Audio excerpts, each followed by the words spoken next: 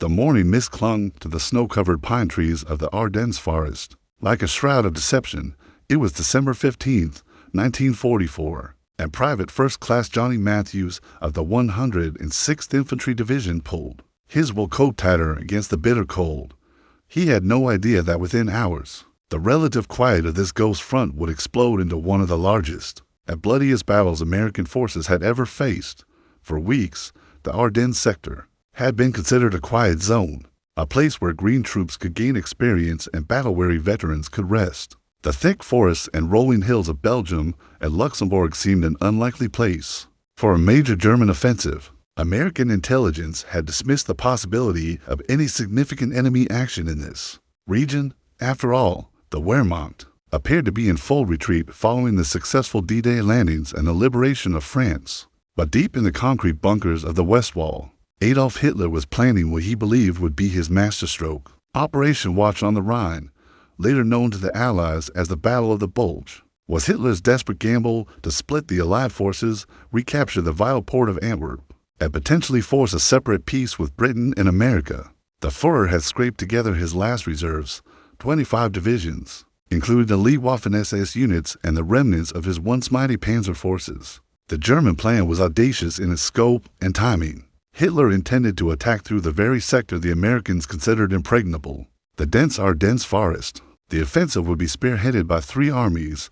The 6th Panzer Army under SS Oberstgruppenführer Joseph Sepp Dietrich would drive toward Antwerp through the northern route. The 5th Panzer Army, led by General Hassel von Manteuffel, would advance through the center, and the 7th Army under General Erich Brandenberger would protect the southern flank. Field Marshal Gerd von Rundstedt, the aging but experienced commander of Army Group West, harbored serious doubts about the operation. He knew the German army was a shadow of its former self, lacking adequate fuel, air support, and experienced troops. Many of the soldiers were either very young or quite old, hastily trained and poorly equipped. The panzer divisions, while still formidable on paper, were operating with limited fuel reserves and aging equipment. As referenced in Stephen Ambrose's comprehensive work Citizen Soldiers, the American forces stationed in the Ardennes were a mix of inexperienced troops and exhausted veterans. The 106th Infantry Division had only recently arrived in Europe, while the 28th Infantry Division was recovering from brutal fighting in the Hürtgen Forest. The front line stretched thin across 85 miles, with some sectors defended by only a handful of men per mile. The weather played a crucial role in German planning. Heavy cloud cover would ground Allied aircraft, neutralizing one of America's greatest advantages. The Germans had also planned their attack to coincide with the winter solstice, giving them maximum hours of darkness for movement and preparation. Snow and ice would make movement difficult for both sides, but the Germans hoped their familiarity with winter warfare would give them an edge. Intelligence failures on the American side contributed to the coming disaster, despite intercepted radio traffic and reports from local civilians about German troop movements. Allied command remained convinced that the Wehrmacht lacked the strength for a major offensive. General Omar Bradley, commander of the 12th Army Group, had even referred to the Ardennes as a calculated risk, a sector where they could afford to be thin, because the Germans would never attack their dot as December 15th drew to a close. The final pieces were falling into place for Hitler's last great gamble. In the darkness of the Ardennes forest, thousands of German soldiers were moving into position, their boots crunching softly in the snow. Tank engines were warming up in hidden assembly areas, their crews checking ammunition and fuel one final time. Artillery pieces were being positioned with mathematical precision, their barrels aimed at American positions that had enjoyed months of relative peace. The stage was set for a battle that would test the resolve, courage, and endurance of both armies. In a few hours, the quiet of the Ardennes would be shattered by the thunder of artillery, and the fate of Western Europe would hang in the balance once again. At exactly 5:30 in the morning on December 16th, 1944, the tranquility of the Ardennes exploded in a crescendo of violence that shook the frozen earth. Over 1,600 German artillery pieces opened fire simultaneously along an 80-mile front, their muzzle flashes lighting up the pre-dawn darkness like deadly fireworks. The barrage was so intense that American soldiers miles from the front lines were awakened by the thunderous roar. Private Matthews dove into his foxhole as shells began falling around his position. Near the village of St. Vith, The earth trembled beneath him as high explosive rounds tore through the pine trees, sending splinters of wood and metal flying through the air like deadly confetti. Communications lines were severed within minutes, leaving American units isolated and confused about what was happening along the front. The German assault followed a carefully orchestrated plan. After 90 minutes of artillery bombardment, searchlights mounted on tanks began sweeping across the battlefield, their beams reflecting off the low-hanging clouds to create an eerie artificial moonlight. This technique, developed on the Eastern Front, was designed to illuminate the battlefield for advancing infantry while blinding the defenders. Through the swirling snow and smoke came the German assault troops, the elite units of the 1st SS Panzer Division Leibstandarte Adolf Hitler and the 12th SS Panzer Division Hitlerjugend led the northern assault, their Panthers and Tiger tanks grinding through the forest paths that Allied intelligence had deemed impassable for armor. In the center, General von Manteuffel's 5th Panzer Army advanced with tactical precision, using infiltration tactics learned from years of bitter fighting on the Russian front. The American response was hampered by complete surprise and communication breakdowns. Many units found themselves cut off from higher command, forcing local commanders to make desperate decisions with incomplete information. At the village of Lanzereth, 18 men from the intelligence and reconnaissance platoon of the 99th Infantry Division held off an entire German battalion for nearly 24 hours, buying precious time for reinforcements to arrive. Colonel Hurley Fuller of the 110th Infantry Regiment found his command post under direct attack by German paratroopers, who had been dropped behind American lines as part of Operation Stesser. These elite troops, led by Oberst Friedrich von der Heydt, were tasked with seizing key crossroads and creating chaos in the American rear areas. Though the paratrooper operation largely failed due to weather and navigation problems, it added to the confusion gripping American forces. The German breakthrough was most successful in the center of the line, where General von Manteuffel's forces quickly overwhelmed the inexperienced troops of the 106th Infantry Division. Entire battalions were surrounded and forced to surrender, with over 8,000 American soldiers captured in the first 3 days of fighting. The speed of the German advance caught everyone off guard, including some German commanders who had been skeptical of the operation's chances. As referenced in Hugh Cole's official history, the Ardennes, Battle of the Bulge, the initial German success was due not only to surprise, but also to the skill and determination of veteran Wehrmacht and SS units. Despite shortages of fuel and ammunition, these battle-hardened troops fought with the desperation of men who knew this might be Germany's last chance to avoid total defeat. By evening of December 16th, German spearheads had advanced up to 6 miles in some sectors, creating dangerous bulges in the American line that would give the battle its eventual name. Panic began to spread through some rear area units, as reports came in of German tanks appearing where they were thought impossible. Military police checkpoints were hastily established to catch German infiltrators, leading to an atmosphere of suspicion and confusion. The weather continued to favor the Germans. Thick clouds grounded Allied aircraft, negating American air superiority. Snow began falling more heavily, making movement difficult and providing camouflage for German armor. Radio communications became increasingly unreliable, forcing commanders to rely on runners and field telephones that were constantly being cut by artillery fire. General Eisenhower was initially skeptical of reports describing the scale of the German offensive, having grown accustomed to German withdrawals and limited counterattacks. Supreme Allied Command was slow to recognize that this was Hitler's last major gamble. It would take nearly 24 hours for the full scope of the German offensive to become clear to Allied leadership. As the first day of battle drew to a close, thousands of American soldiers found themselves trapped behind rapidly advancing German lines. Some would fight their way back to friendly forces, others would be captured, and many would not survive the coming weeks of brutal winter warfare. The Battle of the Bulge had begun in earnest, and its outcome would determine whether the war in Europe would end in 1945 or drag on into another year of unprecedented destruction. December 20th, 1944 found the strategic crossroads town of Bastogne completely surrounded by German forces. What had begun as a quiet Belgian market town was now the epicenter of one of the most dramatic sieges in American military history. Inside the encircled perimeter, Brigadier General Anthony McAuliffe of the 101st Airborne Division prepared his paratroopers for what many believe would be their final stand. The importance of Bastogne lay in its geography. 7 major roads converged on the town, making it essential for the German advance toward Antwerp.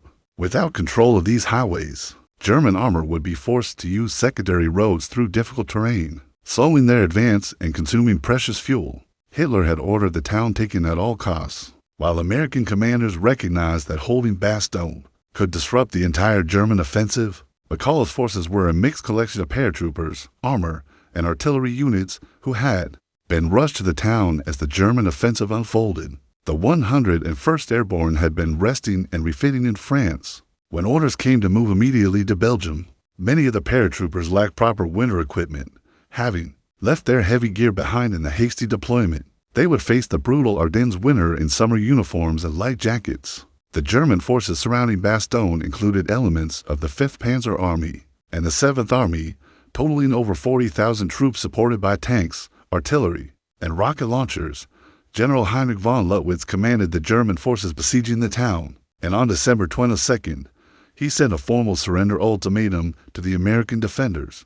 The message, delivered under a white flag, demanded the honorable surrender of the encircled forces to avoid total annihilation. McCulloch's response would become legendary in American military history. After consulting with his staff, the general dictated a one-word reply, "Nuts." When the German officers seemed confused by the colloquial American expression, Colonel Joseph Harper, who delivered the message, helpfully explained, in plain English, "It means go to hell."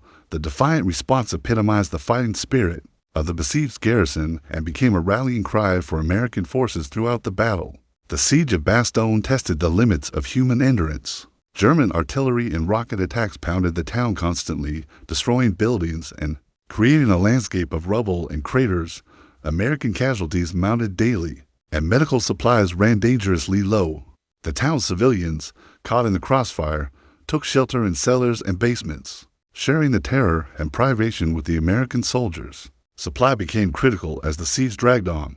Artillery ammunition was strictly rationed, with gunners allowed only a few shells per day and less under direct attack. Food supplies dwindled to K rations and whatever could be scrounged from abandoned buildings. Most critically, medical supplies nearly ran out completely, forcing medics to operate without anesthesia and reuse bandages stripped from the dead. While the conditions made the situation even more desperate, temperatures dropped well below freezing, and many soldiers suffered from frostbite and trench foot.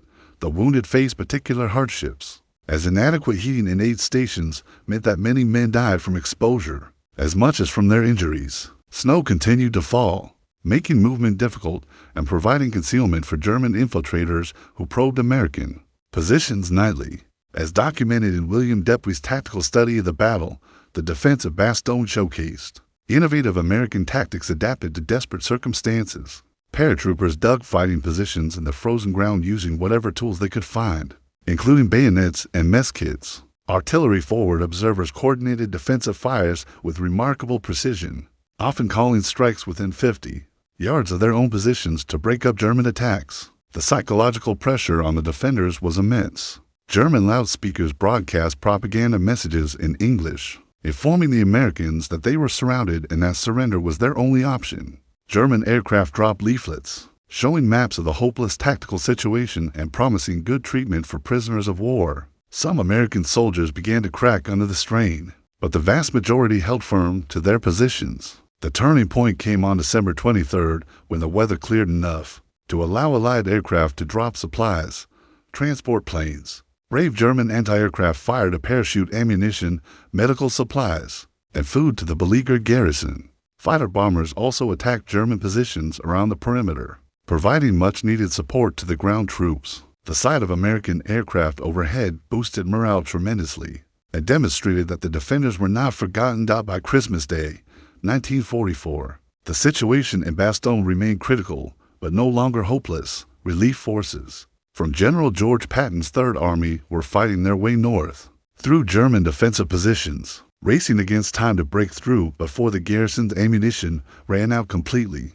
The heroic defense of Bastogne had already disrupted German timetables and demonstrated that American forces could stand and fight even under the most adverse conditions. General George Smith Patton Jr. paced the floor of his command post in Nancy, France, his jaw set with characteristic determination. When summoned to an emergency meeting at Verdun on December 19, 1944, He had already anticipated what Supreme Allied Commander Dwight Eisenhower would ask of him. The flamboyant Third Army commander had quietly ordered his staff to prepare contingency plans for a rapid redeployment north, a decision that would prove crucial in the coming battle for Bastogne. The meeting at Verdun brought together the senior Allied commanders to address the German breakthrough in the Ardennes. As Eisenhower outlined the desperate situation, he turned to Patton and asked how quickly Third Army could disengage from its current offensive in the Saar and move north to counterattack the German spearheads. Without hesitation, Patton declared he could attack in 72 hours with 3 divisions, a promise that drew skeptical looks from other commanders who knew the logistical complexities involved. What the others didn't know was that Patton had already set the wheels in motion. His chief of staff, Brigadier General Hobart Gay, had been working around the clock with divisional commanders to prepare for exactly this type of rapid redeployment. The 4th Armored Division under Major General Hugh Gaffey, the 26th Infantry Division led by Major General Willard Paul, and the 80th Infantry Division commanded by Major General Horace McBride were already beginning their northward movement even as the Verdun Conference continued. The magnitude of Patton's promise cannot be overstated.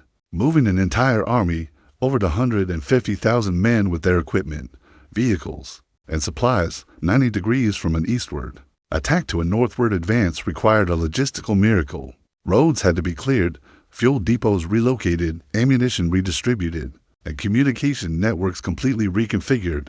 Staff officers worked without sleep, coordinating movements down to individual truck convoys and artillery batteries. The weather conditions made the redeployment even more challenging. Ice-covered roads became treacherous for heavy vehicles, causing numerous accidents and delays. Fuel began to freeze in vehicle tanks, requiring mechanics to work constantly to keep engines running. Many soldiers lacked adequate winter clothing, having been equipped for what was supposed to be a brief autumn campaign that had stretched into winter. Major General Gaffey's 4th Armored Division spearheaded the relief effort, its Sherman tanks and tank destroyers grinding north through snow-covered roads toward the besieged town. The division's combat command, led by Lieutenant Colonel Creighton Abrams, would ultimately break through German lines to reach Bastogne, but not without fierce fighting along the way. German defensive positions had been carefully prepared, with anti-tank guns positioned to cover likely approach routes. As referenced in Martin Blumensen's comprehensive study, Patton, the man behind the legend, the Third Army commander's ability to rapidly redeploy his forces demonstrated the tactical flexibility that made American forces so effective in mobile warfare. Unlike their German counterparts, who often became locked into rigid operational plans, American commanders could adapt quickly to changing circumstances. The race to Bastogne became a series of small but vicious engagements as Third Army forces fought through German defensive positions. At the village of Martlinge, Combat Command A encountered a blown bridge over the Schur River, forcing engineers to work under fire to construct a bypass. German resistance stiffened as the relief force approached Bastogne, with panzer units counterattacking repeatedly to prevent the breakthrough.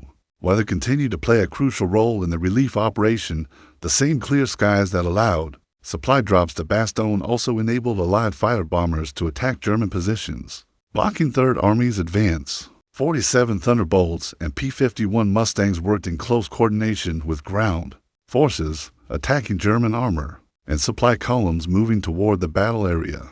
The psychological impact of Patton's reputation preceded his forces. German commanders knew they were facing one of America's most aggressive and successful generals, a man whose Third Army had raced across France with unprecedented speed during the summer campaign. This knowledge forced German reserves to be positioned to counter Patton's advance, rather than being available for the continued offensive toward Antwerp. December 26, 1944 would mark the climax of the relief effort. Lieutenant Colonel Abrams's tanks were within striking distance of Bastogne, but German resistance remained fierce. Artillery duels raged across the snow-covered countryside as both sides concentrated their firepower on the narrow corridor leading to the besieged town. American casualties mounted steadily, but momentum was building for the final push that would break the siege inside Bastogne. The sound of approaching battle could be heard clearly. Bacall's defenders, though exhausted and running low on ammunition, prepared for what they hoped would be their final fight.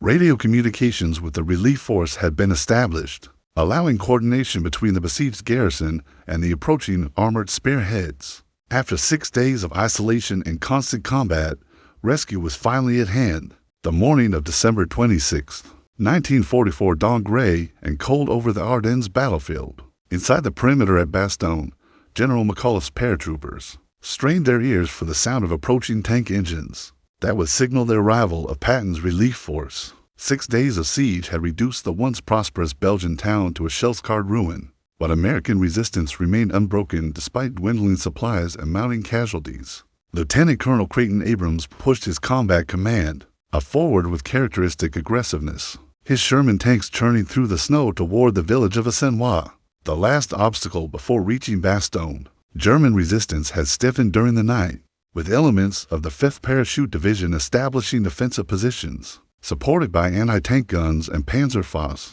The final approach to the besieged town would require every ounce of tactical skill and courage the relief force could muster. At 4:45 in the afternoon, the siege of Bastogne was officially broken when the lead elements of the 37th Tank Battalion, 4th Armored Division, made contact with defenders of the 326th Airborne Engineer Battalion. Captain William Dwight's tank was the first to reach the American perimeter, and his arrival was greeted with cheers from paratroopers who had held their positions. Against overwhelming odds for nearly a week, the breakthrough had come at considerable cost. Combat Command A had lost over 40 tanks and suffered hundreds of casualties in the final push through German defensive lines. The narrow corridor connecting Bastogne to Third Army positions remained under constant German artillery fire and counterattack, making it extremely dangerous to move supplies and reinforcements into the town. What military historians would later call the Bastogne corridor was barely a mile wide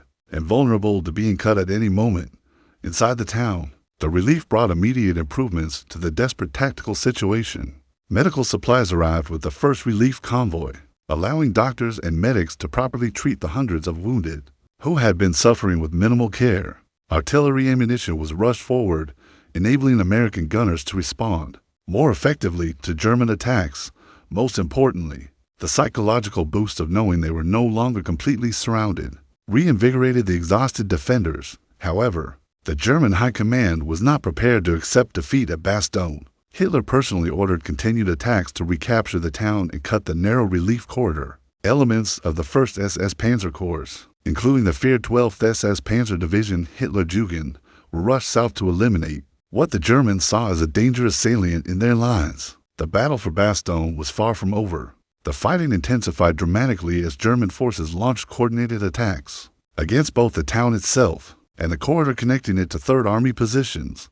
New Year's Eve, 1944, saw particularly heavy combat as SS Panzer units attempted to break through American defensive lines. The attacks were supported by the largest concentration of German artillery seen in the Ardennes offensive, with over 300 guns pounding American positions throughout the night, as documented in SLA Marshall's detailed combat interviews. Compiled in Bastogne, the story of the first 8 days. The American defense of the expanded perimeter required constant vigilance, an immediate response to German probes. Paratroopers who had held foxholes for over a week now found themselves repositioning to meet attacks from new directions. Tank destroyer crews worked around the clock to maintain their vehicles in sub-zero temperatures while remaining ready to respond to German armor attacks.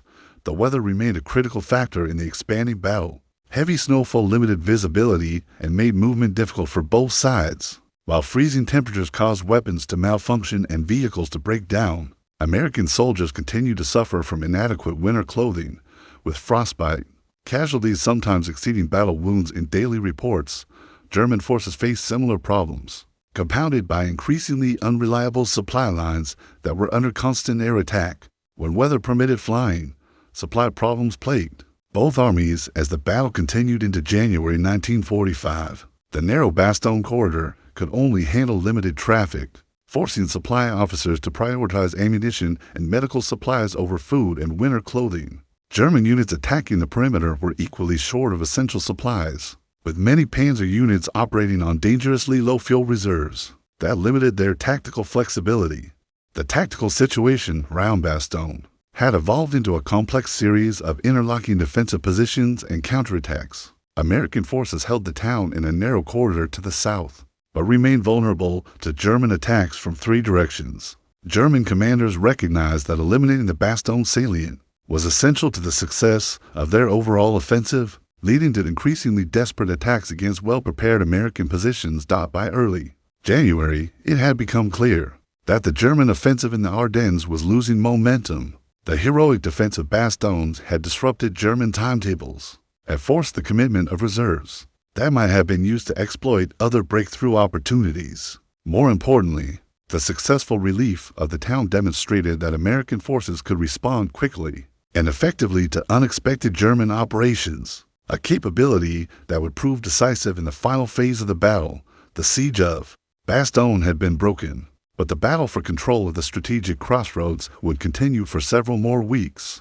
The narrow corridor remained under constant threat, and German forces continued their attempts to recapture the town. That had become a symbol of American determination and tactical flexibility in the face of overwhelming odds.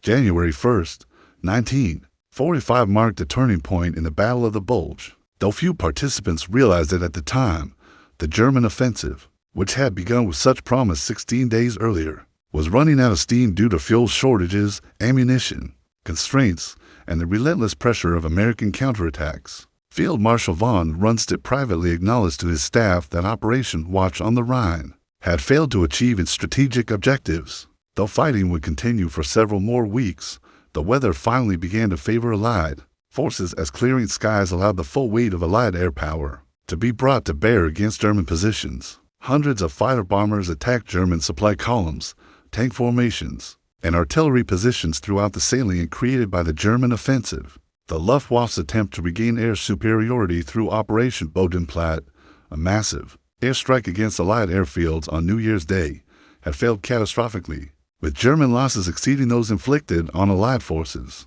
General Eisenhower seized the initiative by ordering coordinated counterattacks from both north and south to eliminate the German Bulge. Field Marshal Bernard Montgomery's 21st Army Group would attack from the north while Patton's 3rd Army continued its pressure from the south. The plan called for the two Allied forces to meet somewhere in the middle of the salient, trapping substantial German forces and restoring the original front lines. The German situation had deteriorated significantly since the opening days of the offensive. Many panzer divisions were operating at less than 25% strength due to mechanical breakdowns, fuel shortages, and combat losses. Infantry units had suffered heavily in the prolonged fighting, particularly the elite SS divisions that had spearheaded the initial attacks. Most critically, German ammunition supplies were running dangerously low, forcing artillery commanders to severely ration their fire support. Lieutenant General Courtney Hodges's 1st Army began its counterattack from the northern shoulder of the Bulge on January 3rd with the goal of recapturing the key road junction at Hofelize. The assault was spearheaded by the 82nd Airborne Division under Major General James Gavin and the 3rd Armored Division commanded by Major General Maurice Rose. These veteran units had been reinforced and re-equipped after their earlier battles in the offensive. The fighting remained intense despite the shifting strategic situation. German commanders, following Hitler's explicit orders, refused to authorize withdrawals even when tactical situations became untenable. This stubbornness resulted in heavy German casualties, but also prolonged the fighting as American forces had to clear each village and strong point through direct assault. The winter weather continued to make operations difficult, with frozen ground making digging nearly impossible and mechanical failures plaguing both armies. As referenced in Charles MacDonald's authoritative account A Time for Trumpets, the American counteroffensive demonstrated the organizational flexibility that had become a hallmark of U.S. forces. Units that had been hastily thrown into defensive positions during the opening days of the German attack were quickly reorganized and re-equipped for offensive operations. This ability to transition rapidly from defense to attack proved crucial in exploiting German weaknesses. The strategic town of Hofelize became the focal point of converging Allied attacks. Patton's forces advancing from the south and Montgomery's troops attacking from the north were both fighting their way toward this key road junction. German forces defending the town were increasingly isolated as Allied pressure mounted from multiple directions, but they continued to resist with the desperation of troops who knew that defeat meant the end of Nazi Germany's last offensive capability. Fuel shortages began to seriously affect German tactical mobility. Many panzer units were forced to abandon their vehicles due to lack of gasoline, while others were limited to short-range defensive missions. This loss of armored mobility, which had been the foundation of German tactical success since 1939, effectively ended any possibility of renewed offensive operations. German commanders were reduced to fighting a series of delaying actions as they attempted to extract their remaining forces from the developing trap. The human cost of the prolonged battle was becoming apparent on both sides. American casualties for the entire Ardennes campaign would eventually exceed 75,000, while German losses approached 100,000. Many units on both sides were reduced to skeleton strength, with replacements arriving daily to fill the ranks depleted by combat, frostbite, and disease. The bitter winter conditions had proven as dangerous as enemy fire for soldiers on both sides. Civilian casualties in the battle zone were also mounting. Belgian and Luxembourgish civilians caught in the fighting faced starvation, exposure, and death from artillery bombardment. Many villages were completely destroyed, their populations scattered as refugees or huddled in cellars and basements. The American advance revealed evidence of German atrocities, including the massacre of American prisoners at Malmedy, which hardened the Allied resolve to achieve complete victory. By mid-January, it was clear that the German gamble in the Ardennes had failed completely. Not only had the offensive failed to reach Antwerp or split the Allied armies, but it had consumed Germany's last strategic reserves and hastened the final collapse of the Third Reich. The Battle of the Bulge had become Hitler's last offensive, and its failure sealed Germany's fate in the European War. January 16, 1945 brought the symbolic end to the Battle of the Bulge, when patrols from Patton's Third Army and Montgomery's 21st Army Group finally met at the devastated town of Houffalize. The handshake between American and British soldiers in the rubble-strewn main square marked the elimination of the German salient and the restoration of Allied lines to their positions of December 15th. What had begun as Hitler's last great gamble had ended in complete strategic failure. For Nazi Germany, the final phase of the battle had been characterized by German attempts to conduct an orderly withdrawal while American and British forces pressed their attacks to prevent enemy forces from escaping. Many German units found themselves trapped in pockets of resistance that were systematically eliminated by converging Allied attacks. The elite SS Panzer divisions that had spearheaded the initial offensive were reduced to shadows of their former strength, their surviving tanks abandoned for lack of fuel or mechanical breakdown. General von Manteufel's 5th Panzer Army, which had achieved the deepest penetration during the offensive, conducted a skillful fighting withdrawal that saved many of his remaining troops from capture. However, the cost had been enormous. The German army lost over 800 tanks and assault guns, along with thousands of irreplaceable veterans who had formed the backbone of Wehrmacht resistance. These losses could not be replaced, leaving Germany's western defenses fatally weakened for the final Allied offensive. The strategic implications of the German defeat in the Ardennes extended far beyond the immediate tactical situation. Hitler's decision to commit his last reserves to the offensive had drained resources that might have been used to defend against the coming Soviet winter offensive on the Eastern Front. When Marshal Georgy Zhukov launched his final drive toward Berlin on January 12th, German forces were critically short of the mobile reserves needed to contain the Soviet breakthrough.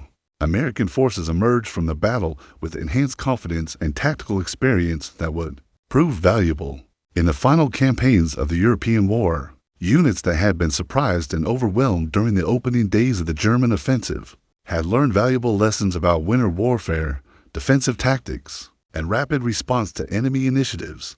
The battle had also demonstrated the effectiveness of American logistics and command flexibility under extreme pressure. The human cost of the Battle of the Bulge was staggering for both sides. American casualties totaled approximately 76,000, including over 15,000 killed in action and over 23,000 missing in action, many of whom were prisoners of war. German losses were even higher, with an estimated 120,000 casualties, including prisoners. These losses represented irreplaceable experienced soldiers whose absence would be keenly felt. In the final months of the war, the battle's impact on civilian populations was equally devastating. Thousands of Belgian and Luxembourgish civilians had been killed, wounded, or made homeless by the fighting. Entire towns and villages lay in ruins, their populations scattered as refugees.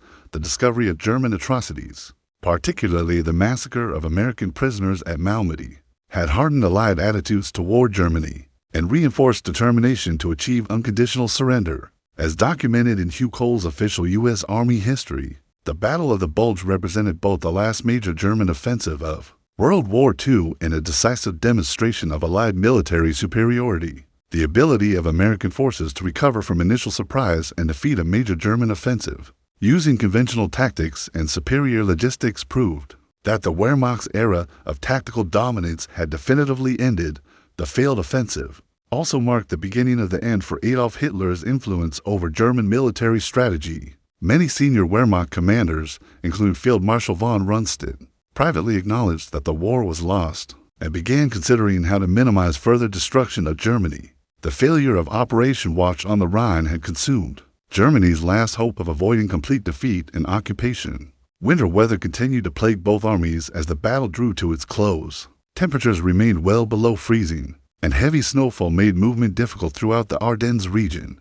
Medical units on both sides reported high numbers of frostbite and trench foot cases, while mechanical failures due to cold weather problems continued to affect military operations. The harsh conditions had proven as dangerous as enemy action for soldiers on both sides. The end of the Battle of the Bulge cleared the way for the final Allied offensive into Germany itself. With German reserves exhausted and defensive positions weakened, American and British forces began preparing for the crossing of the Rhine River and the final drive to Berlin. The heroic defense of Bastogne, Patton's rapid relief operation, and the ultimate Allied victory in the Ardennes had demonstrated that Nazi Germany's military power was finally broken down. By February 1st, 1945, the Ardennes forest had returned to relative quiet. The snow gradually covered the scars of battle, but the strategic situation had been fundamentally altered. Hitler's last offensive had failed completely, and Germany now faced inevitable defeat from both east and west. The Battle of the Bulge was over, and with it, any realistic hope for German victory in World War II.